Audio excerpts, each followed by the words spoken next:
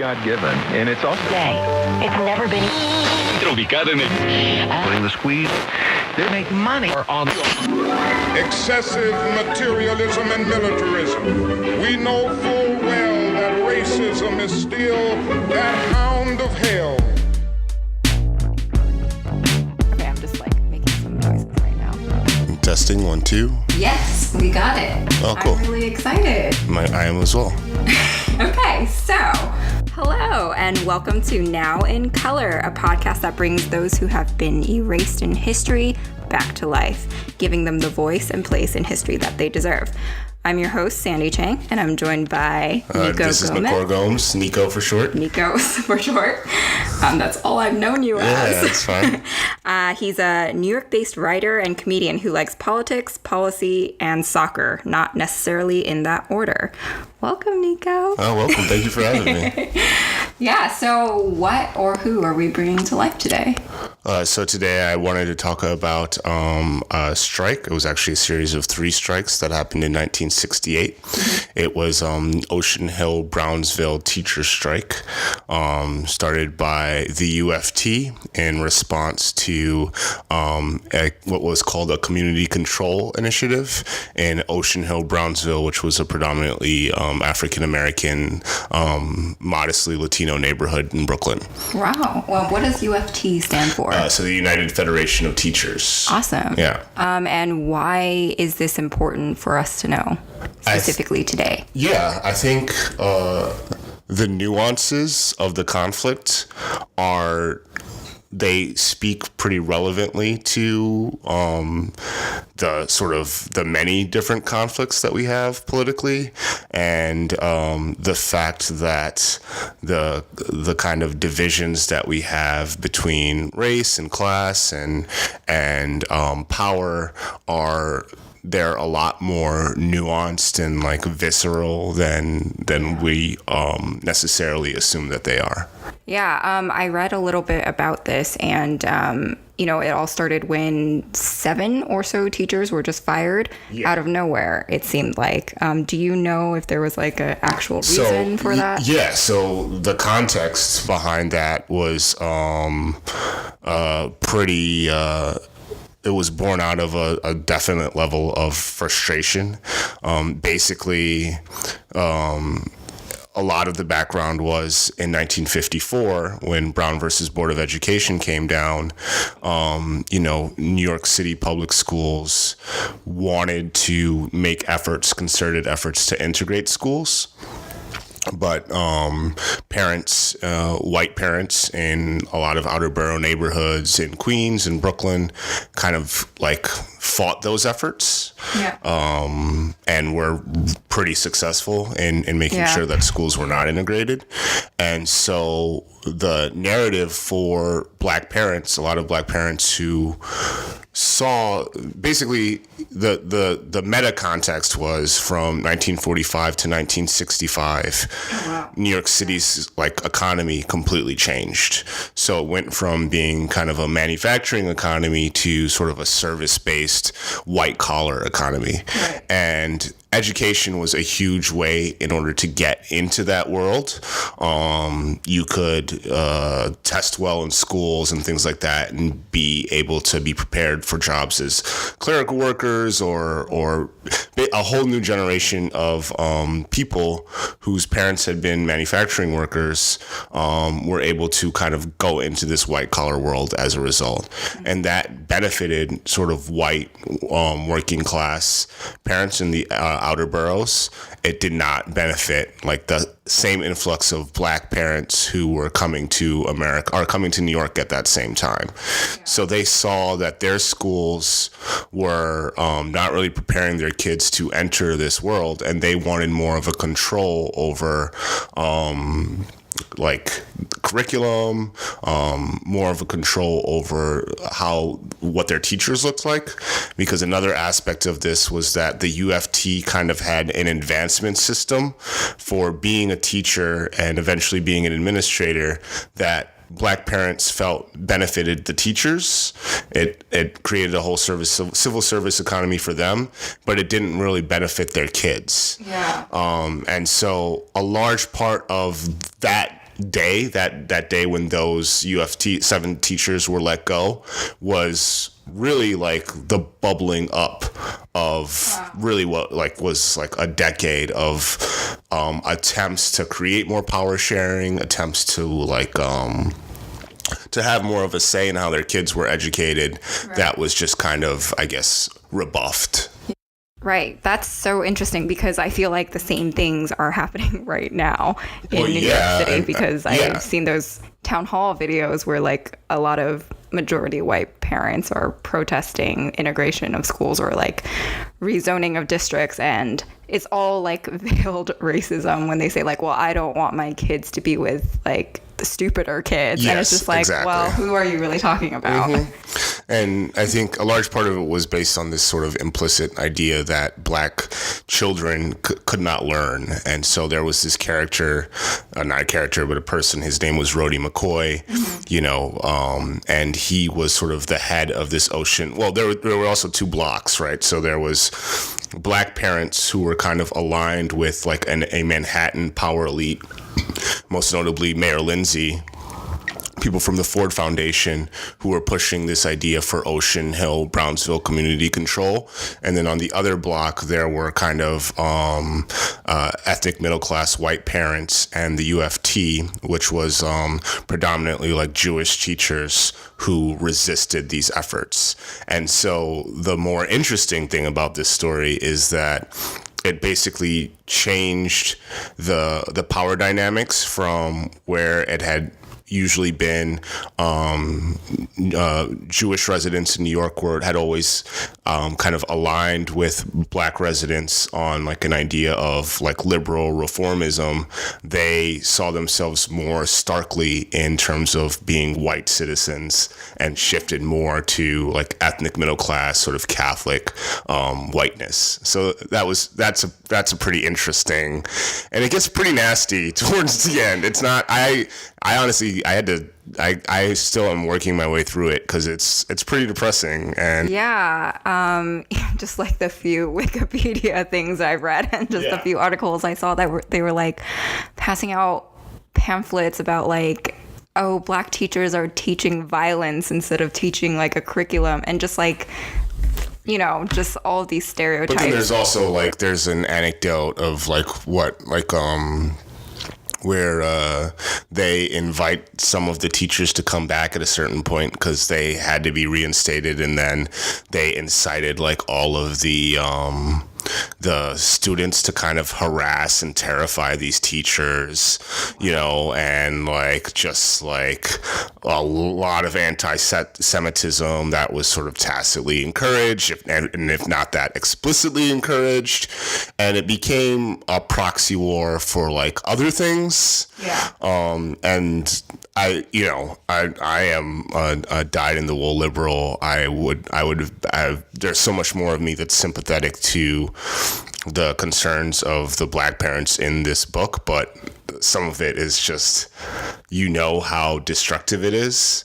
So it's disheartening and complicated, but I definitely recommend that people read it.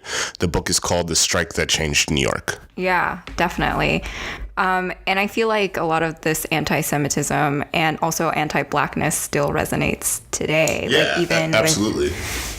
Even with like voting, not to get like really depressing, but even like with Trump, a lot of the Jewish communities here voted for Trump, even though, you know, right now what's happening is very similar to what happened to them in Nazi Germany. Certainly. And I think you have a couple things, right? You have also the controversy over this measure to expand enrollment to New York City specialized high schools to kids from more high poverty schools.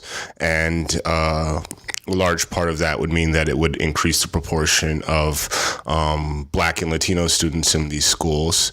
And there's like this huge backlash of, you know, it's all about like the great meritocracy of New York, and this idea that, you know, the test. The test is the most, it's the greatest arbiter of someone's talent. Like, you don't need to game the system.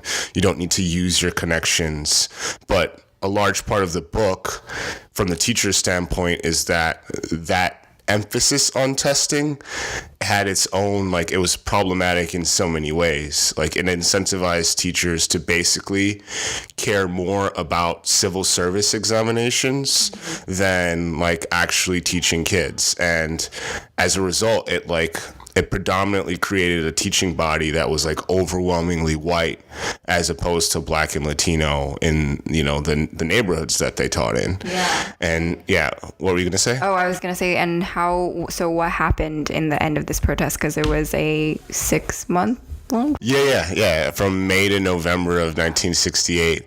I just zoned out because it got so depressing. But basically, like, it was a huge impasse, and the state basically, they took over, I guess, the school board and reinstated the teachers, and then at a certain point they were going to allow the school board to get control after the strike had ended. Yeah. But I didn't get that far. At the point I was at, it was basically Alfred Schenker, who was the head of the UFT, was, like, in a standoff with John Lindsay, who was, like, this idea of this big proponent of community control. Yeah. It's just so depressing that this is still happening today. I think that's, like, what made you want to speak on this topic in particular, out of all the depressing topics we could have talked about? Well, outside of the value of, like, education, I worked for a nonprofit news website called City Limits for a while, and we did a co-sponsor of a talk about the 1968 Teachers Strike at the Museum for the City of New York that got really contentious. This was, like, maybe 6 or 7 years ago. Oh, wow. And it got, like, really contentious.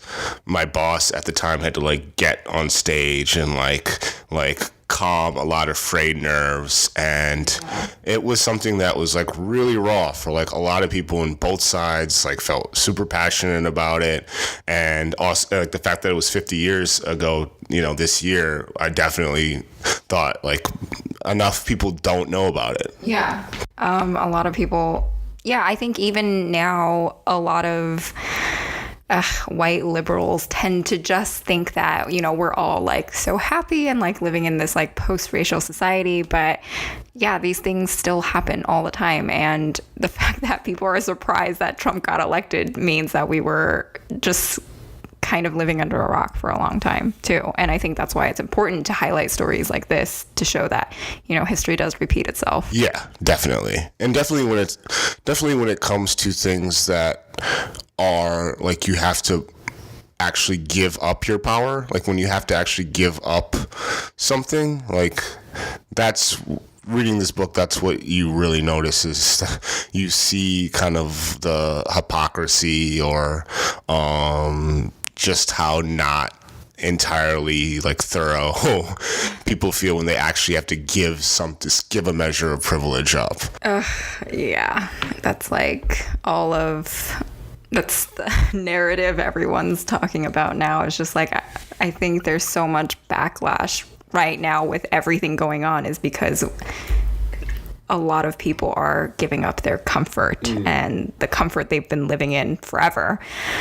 I would say also, like, you do see it, and you can read a book like this, and you can read this sort of presentation of how this generation was able to enter the middle class, a white generation was able to enter the middle class through testing and hard work and all of these things, and how you could see that kind of filtering into a perception of America and Americanness where, like, if you do work hard and if you do test well, like, you can succeed and you should succeed, and why are these other people not being able to do that? And you can absolutely, or maybe I'm inferring more, and from reading the book, but I think you can absolutely draw a straight line to like we are doing things the right way in this time to like now where you have policies of like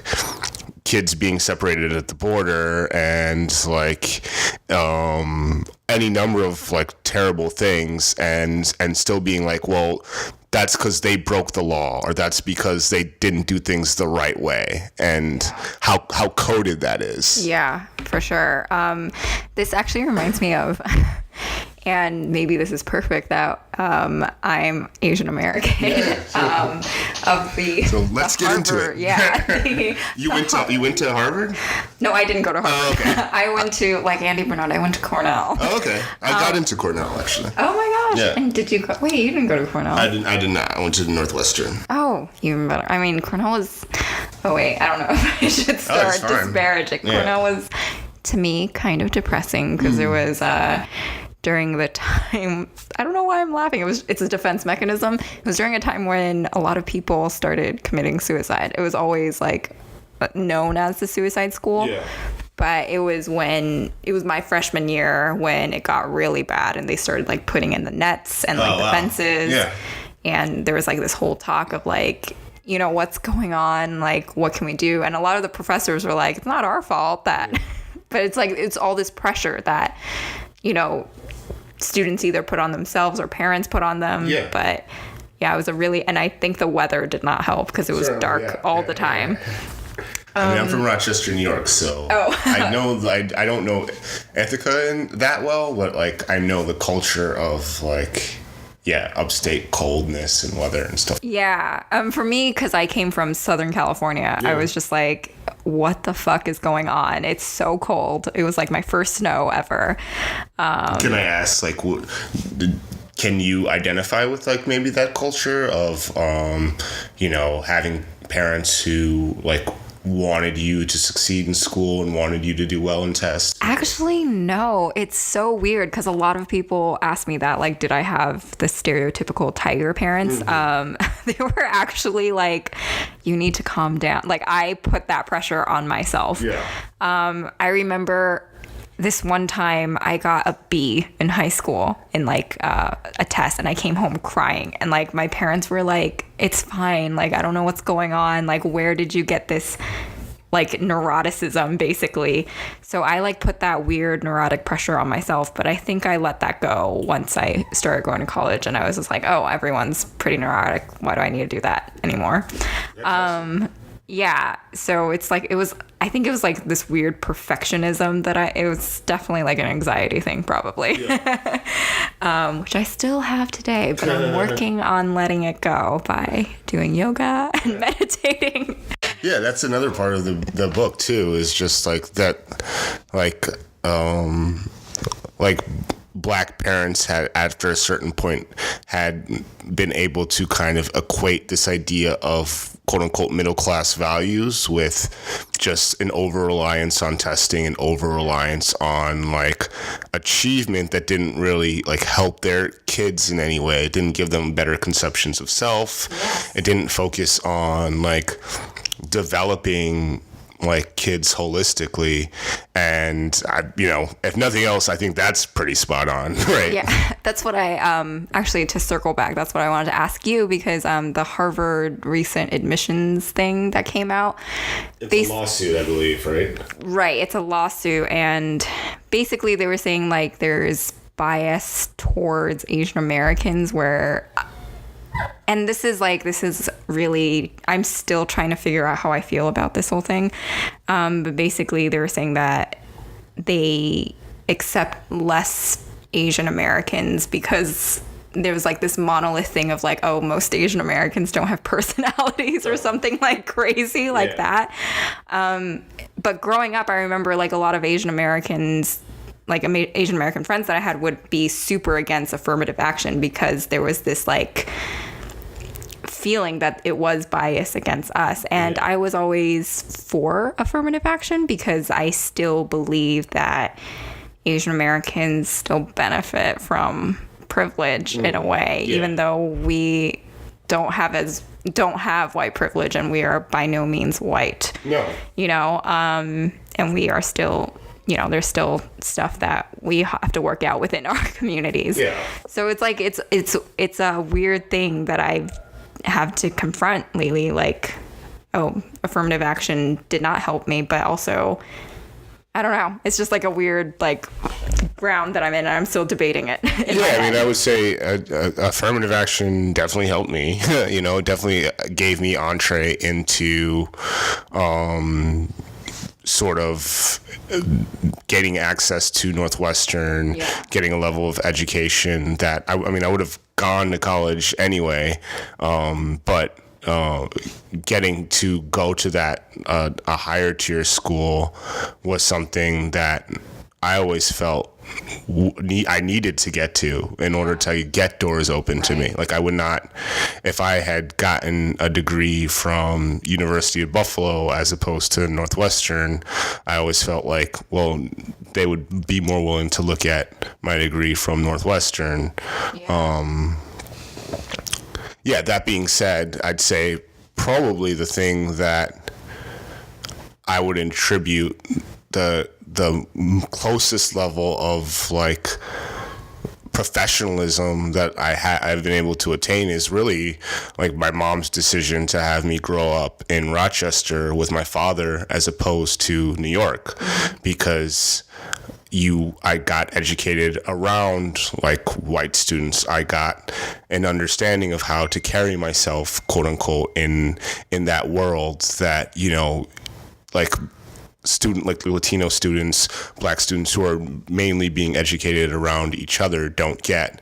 And I think there's a complicated idea to that, construct of, is it okay to have students of color educated around white students just for the benefit of being around white students? But if all of the jobs, if the dominant culture is a white mainstream culture, not being exposed to that world does a tremendous disservice to so many kids. And I see that. I feel like I see that every day, because I see so many talented, smart, capable, black and Latino students walking around in New York. And I do not feel like their participation in the professional world of New York City it reflects their ability at all. Yeah, because there is still that implicit bias, and it's very difficult. Yeah. So read the book, everybody. It's the feel good story of the year. Yeah, since we need more of those this year. More times to cry in a grocery store, which is now my weekly routine. So you had something that you felt more people should know about as well. Is that right? Well, I don't really have anything prepared for today. That's fine. I just had I just wanted to learn with a guest, but I can talk about how, since this is the first episode, and I'm so glad that you were my first guest ever. I can tell you how I started this. It was basically I read about these conjoined twins in Thailand, and they were the first Siamese twins, which you're not supposed to say anymore. They're just conjoined twins. Yeah. But because they were from the land of Siam, they're just these Siamese twins. And I was just I had no idea that this happened in America. So what else had happened that I just don't know about? Because, and I'm sure I'll do a longer episode about this one day, but basically this British guy, see, I'm so not researched, but basically a British guy, he went to a village in Thailand, and saw this quote unquote creature. And it was these conjoined twins, because they were swimming really fast. And he was just what the fuck is this? Yeah. I need to buy this, even though they're humans. Yeah. And the mom was sure, I'm super poor, so let's do this. Yeah. So they were bought, which is awful. And then something happened in between, made it their way to the United States, maybe just the colonies at the time. I don't know. Yeah. But they became these around what time was this? It was in the 1800s. Oh wow. So it's pretty early. Yeah. I wish I knew specific dates, but basically, they became these like circus people, circus freaks. I'm trying so hard to be PC, but but I think eventually like they would be separated, right? No, so they were still conjoined, and they were like really smart in that, you know, they kind of played the game. Yeah. They're just like, okay, we know we're being taken advantage of. So they kind of used that to up their fame and like made a lot of money. They got married to these two sisters who were not conjoined, these two white women, actually. And they had 21 kids together. That's amazing. And, but they owned slaves. Oh, wow. So they kind of assimilated in a terrible way too. Yeah. But yeah, to this day, their descendants still meet up and have family reunions. Wow. So it's pretty cool. Yeah, and it is pretty cool. That's why I was like, I need to do a podcast about people in history. Yeah. More people should know. I guess you can call it like, you know, effed up things in history. Yeah, I know. A lot of effed up things in history. But yeah, I think that's basically it, right? Cool. Unless there's more we want to talk about. I don't have anything else to say about the book. We can talk about current events. Yeah. How it relates. What can we do now as people living in the world to stop this from happening more? The segregation and the bias and racism. How do we stop racism? Yeah. That's like, that's a long podcast. It is. I think there was an anecdote in the book of just basically about how like the black parents had advocated for nominal power of this board or whatever, but because it wasn't linked to like electoral power, it would end up like really hurting them in the 70s and 80s. Yeah. Because budget cuts and social service cuts would hit black communities more because politicians knew they could make those cuts without having to face consequences at the polls. And white parents would make it explicitly known that if you screwed us over, you would pay for it politically. And I'd probably say that's probably the best you can do. Yeah. You know? Yeah. It's like there's a real, and this is in so many ways a triumph of political power and failings of it too. But yeah, I would really hope that you can see a future where you could build political power that gets people to that gets to affect real change and real benefits for people. I don't know. Also, in so many ways, just like the value of being willing to walk in another person's shoes. Like I've had to step away from getting into arguments about people over this specialized high school test, because it is so fraught and it is so challenging, and you are so conditioned to think that your way is right. And I think it behooves everyone to maybe see how another person sees things. But, you know, that being said, I have a hard time seeing the way, you know, the other side politically where we're at. Oh my God. Yeah. After the election, so many people were basically saying like, oh, this is the perfect time, mostly white liberals. Yeah. This is the perfect time to, you know, talk to the other side and like build a bridge. And I was just like, well, fuck them, because my entire life there hasn't been a bridge and there hasn't been an attempt. So why should I take on that emotional labor to build fucking bridges, basically? Yeah. Like, you know, even though I was born and raised in California, like my entire childhood, I just remember things being like, oh, go back to China, or you know, being told, just like random old white people in the streets would just say that to like a 10-year-old kid like walking on the street, and it's just like, I'm not in the right place to build bridges. I think that is kind of like, and you think about it in so many other ways, like, but just, that's the whole funny thing that I think about, like, the aftermath of this, like, Barack Obama existence is just, like, you know, he was the epitome of somebody who finally, like, was able to demonstrate to the rest of America, to, I guess, basically white America, that we are normal, we are okay. Like, that's how I'm first generation American. So much of, like, my upbringing was trying to demonstrate that, hey, I'm not any different from you. I am intelligent. My parents value the same things. They have a strong work ethic, and Obama was such the epitome of that.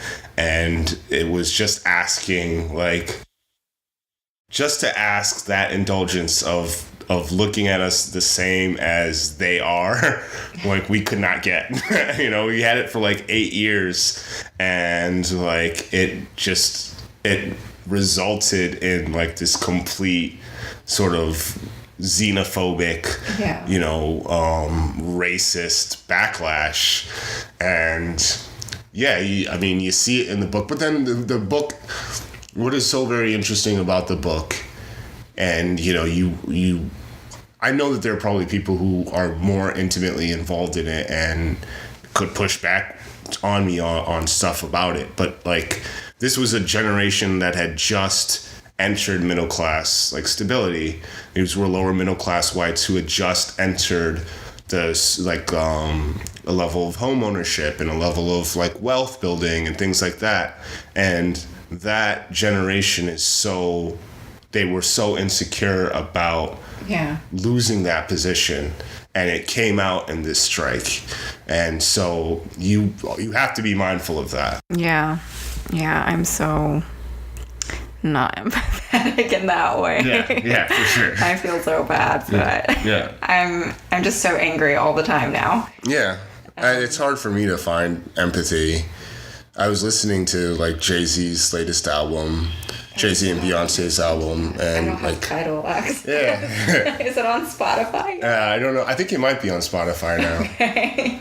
But it did make me kind of happy to listen to it, because you're thinking of someone like Jay-Z as someone who was, like, completely failed by, like, the result, being on the losing side of this conflict, and like the fact that a generation was able to create hip-hop culture that becomes such a driving force in popular culture to succeed, like, when given, like, as little as possible. It makes you happy. Yeah. I would argue that, like, hip-hop culture is, I mean, now, like, very much, like, American culture. It's, like, the foundation, almost. Like, everything goes back to hip-hop. Even now, they're, like, I mean, there have always been Asian American hip hop artists coming out, and now, like, K-pop is, like, turning into hip hop, but I have weird feelings about that too. I feel like it's, like, a bit of cultural appropriation, but that's another topic we can get into some other time. But yeah, I think it's, like, there are positives, like, in the media. Hopefully, I've been seeing a lot more representation in the media. A lot more stories are being told in this way. Hopefully it just keeps going up from there.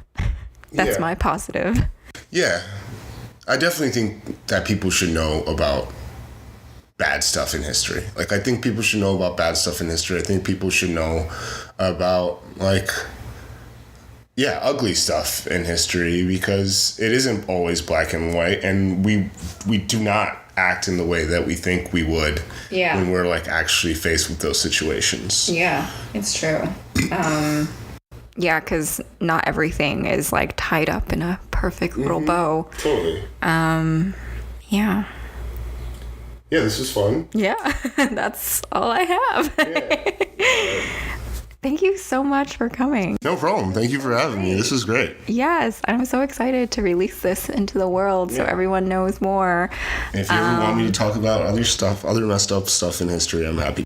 Oh my gosh, yeah. I have so many. I want to keep talking about this, so awesome. You're more than welcome to come back whenever you want. Awesome. hopefully this will be released by the end of July. I'm giving myself that because I'm very bad at pushing myself creatively. Before we wrap up, is there anything you want to plug or anything that is going on in your life that you want people to know about? Yeah, certainly. A couple things.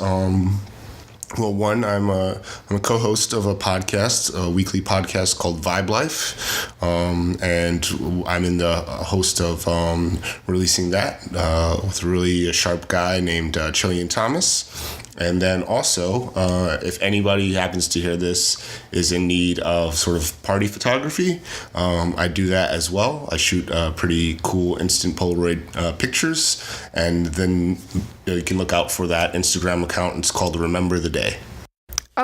Do you have any social accounts that you want to plug personally where people want to follow you? Yeah, totally. So my personal Instagram account is Gebrik, Gebrik 184, and then also you can just find me on Instagram as Nekoro Gomes. Awesome! Yay! Awesome! This is great. Thank you so much.